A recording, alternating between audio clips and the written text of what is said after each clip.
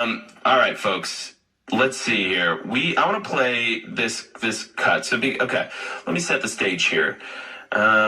Terrible tragedy happened in Texas, in Allen, Texas, over the weekend. Absolutely horrific. 8 people dead, 7 wounded, 3 critically. The gunman is also dead. He was killed by a brave police officer that was actually at the mall for a completely separate reason. He was on a separate call, and he was there to respond. Thank God. He delivered the fatal shot to this gunman. Now, here's the big controversy, and then there's actually 2 controversies. So he had an AR-style weapon, is what they're saying, an AR-15-style weapon.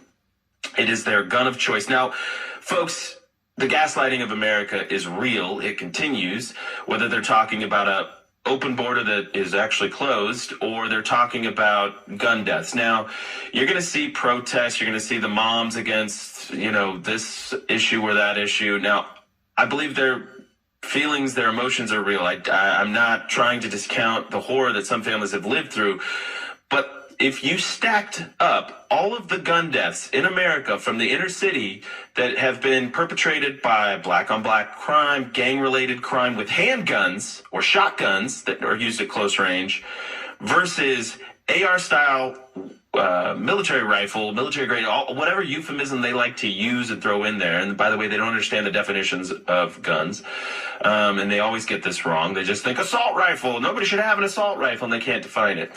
But if you stacked up all the handgun deaths in America, in our inner cities, against shootings like the horrible thing that happened in Allen, Texas, the inner city shootings with handguns would dwarf by many, many magnitudes. And we're going to actually put that data together because I want it. And we've looked it up before. I'm just not super current on it right now. But I know for a fact it would blow your mind. Now, did they talk about that?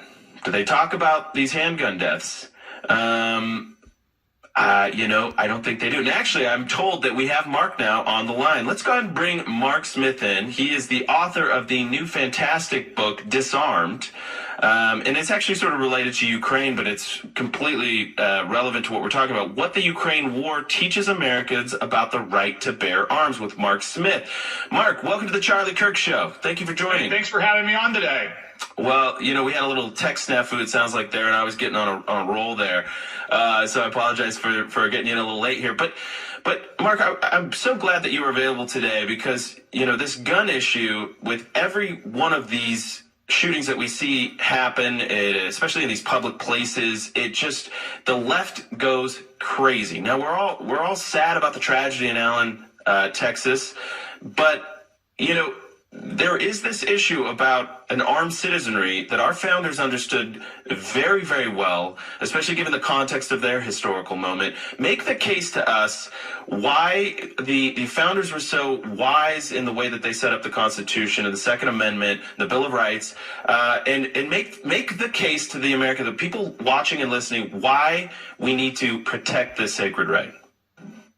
Well, the founding fathers, when they constructed the Constitution and the Second Amendment's right to keep and bear arms, they read every single thing on the planet to give them guidance about how to best create a government that would not only govern effectively, but most importantly, would protect the freedoms and individual rights of the American citizens, because they were very concerned that they didn't want another king or some sovereign that would take away rights in the name of public safety or, to just take over because of control. So the founding fathers codified the right to bear arms, which is a pre-existing right? The Second Amendment, right to keep and bear arms, does not create anything. It simply memorializes a pre-existing right to self-defense, a pre-existing right to keep and bear arms. Now, we know that arms is the best way to protect humans, human lives, and human freedom away from evil.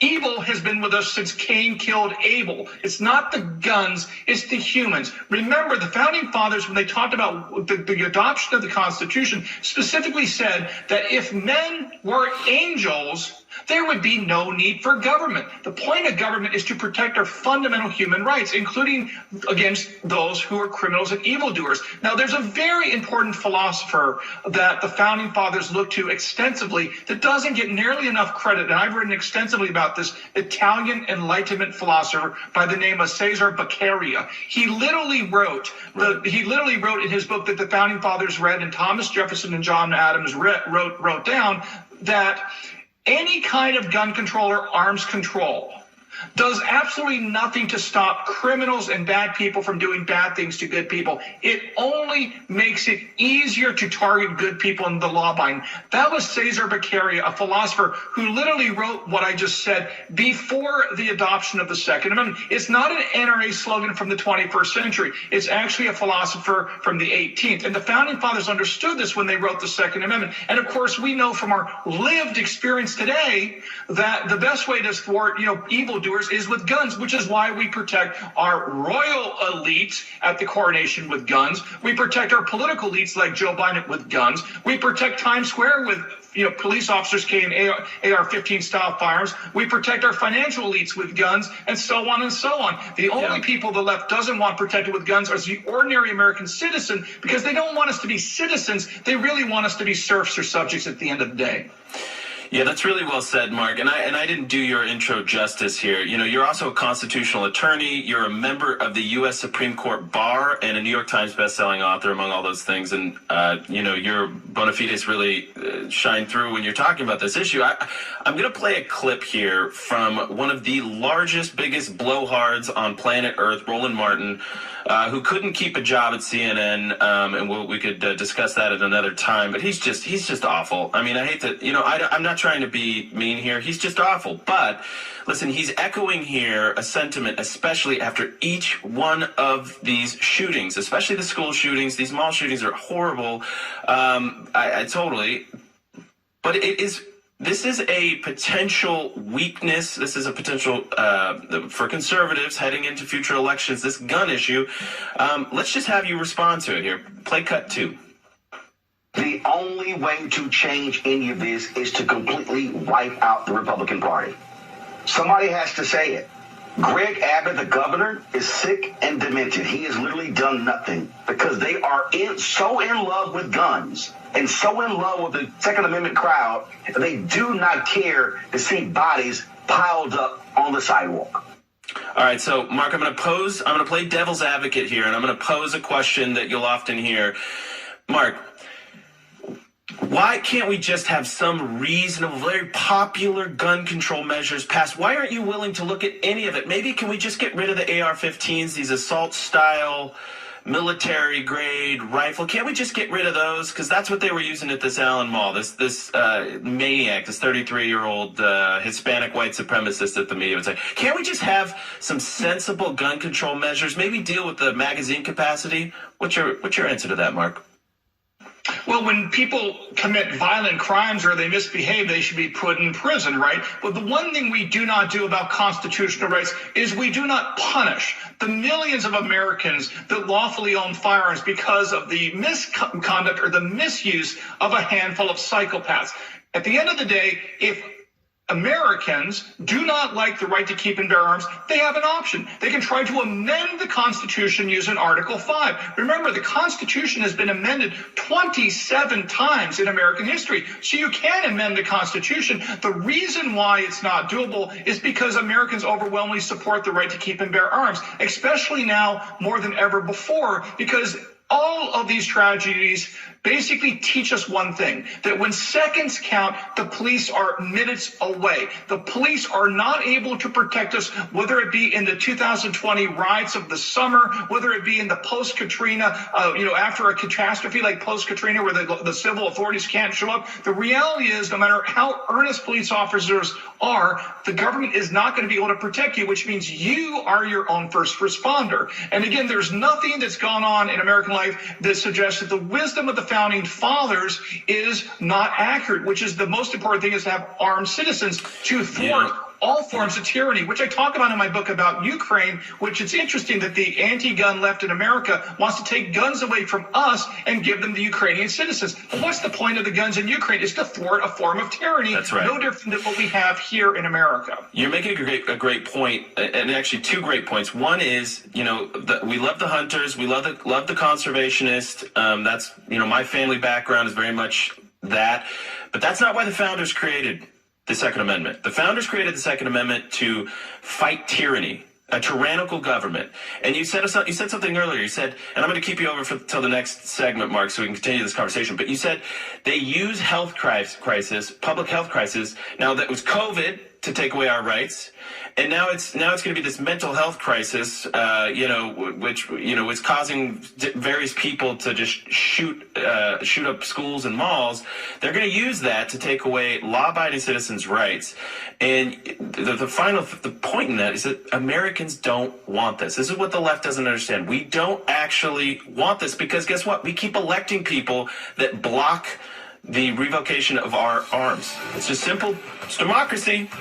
We'll be back with more with Mark Smith. Just don't go anywhere. Stay right there. We'll be right back. Everybody, welcome back to the Charlie Kirk Show. This is Andrew Colvett, executive producer of the Charlie Kirk Show, filling in for the one and only Charlie Kirk. We're going to bring back our national radio audience in just a second, but just consider this.